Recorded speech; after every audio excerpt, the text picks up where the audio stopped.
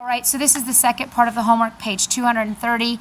We're going to talk about number 1, 3, and 5. So number 1 says how many students are reading during study time.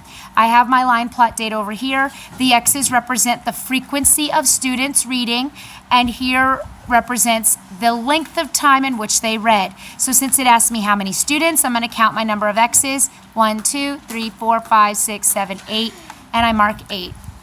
Number 3, this is spiral review, which means we have done this before.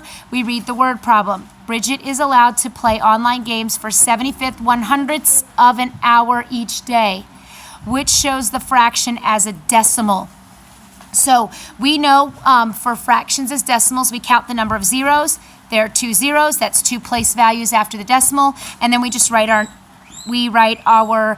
numerator in, so it's 0.75. The last problem that we do, Jeremy gives his horse 12 gallons of water each day. How many 1-quart pails of water is that? We need to use our FSA reference sheet to figure out the number of gallons to quarts. So for every 1 gallon of water, I believe, let me look at my reference sheet because it's not something that has to be memorized. For every 1 gallon of water, there is quarts. There are 4 quarts. So this is 4 here.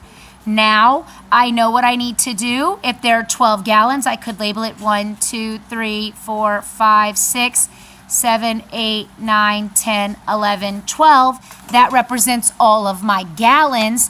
And for every gallon, there are 4. So 4, 8, 12, 16, 20, 24, 28, 32, 36, 40, 44, and 48. Or I could do 12 times 4, which is super easy and much quicker.